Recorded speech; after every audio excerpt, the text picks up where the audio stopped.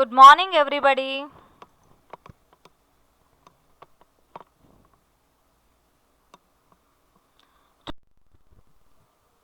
Today we are going to learn interdependence of living beings, plants and animals. We all know that humans are dependent on plants and animals for various reasons. Plants and animals are interdependent on each other for many reasons. Human depends on plants for oxygen and for glucose.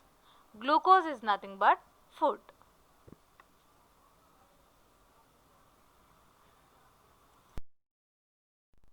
But plants and animals are interdependent. Plants also depends on animals. Here we have some examples. Plants consume decayed material from the soil for their nourishment and are consumed by plant-eating animals for their survival. The carnivores then consume the lower animals of the food chain for their nutrition and survival. When living organisms perish, they will decompose and form a part of the soil, which can again be consumed by plants. The cycle continues to exist in this way. Here you can observe few decomposers like worm, insects, fungi and bacteria. Apart from food dependence, there exists a reproductive dependence between plants and animals. For example, bees are major carriers of pollen which is transferred between the flowers. Pollination helps certain kinds of plants to reproduce. The bees also obtain the nectar of flowers as their nourishment, thereby establishing a symbiotic relationship within themselves. The flora in forest also helps establish a protection around animals living within them.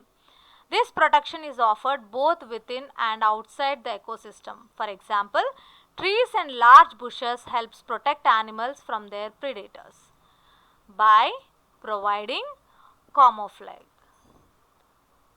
Animals are also protected to certain degrees from outside influences like extreme weather and climate by this. Here you can observe some of the animals are taking shelter under a tree to protect themselves by extreme hot weather.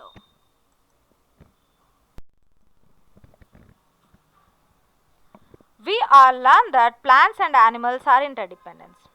Plants take nourishment by soil which given by the decomposers, and also plant absorbs CO2 from the atmosphere which animals exhale in respiration. Few plants need watering like garden plants, and animals help plants in pollination and also in seed dispersal. And plants gives us glucose which is basic energy product for animals. All animals are directly or indirectly depends on plants, and plants liberate oxygen which is very important to animal survival.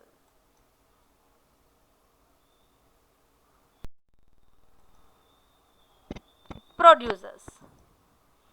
Producers, also known as autotrophs, make their own food. Sunlight is the basic source of energy. They make up the first level of every food chain. Autotrophs are usually plants. Nearly all autotrophs use process called photosynthesis. Plants absorb carbon dioxide from the atmosphere and also take water from the soil, and it releases oxygen and glucose. Herbivore. A herbivore is an animal that gets energy from eating plants. Here we can see different type of herbivorous animals: cow, panda, goat, grasshopper, rabbit, deer and iguana. Carnivore. A carnivore is an organism that mostly eats meat or flesh of the animals. Sometimes carnivores are called predators. Organisms that carnivores hunts are called prey. Here you can see the examples of carnivores: tiger, lion, lioness, and wolf, cat, and fox.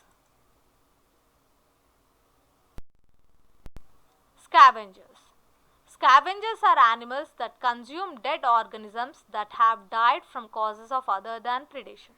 Scavengers play an important role in this ecosystem by consuming dead animals. Here you can observe different type of scavengers. Scavengers are very important to clean our earth. Crow, hyena, and vulture.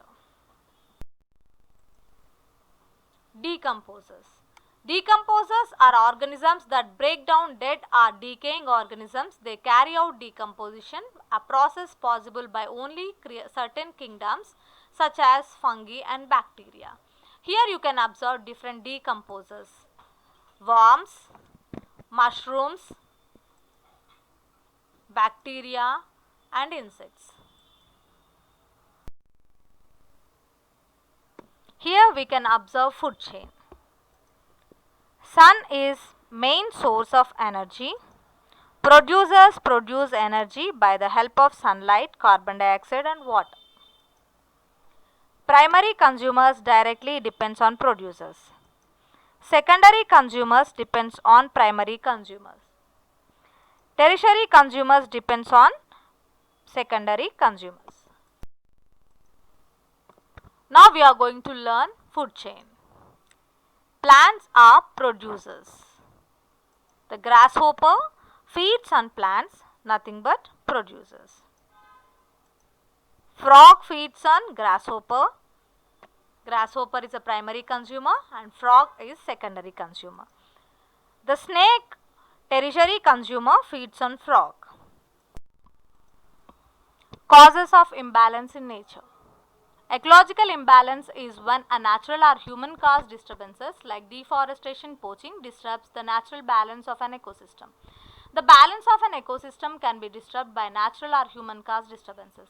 If a species disappears or a new species is introduced, it can shift an ecosystem to a state of ecological imbalances.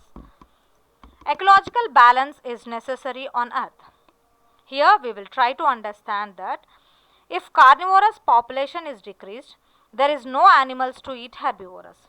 Hence, plants will decrease because herbivorous animals feeds on plants. We won't get oxygen, ecological balance will be disturbed.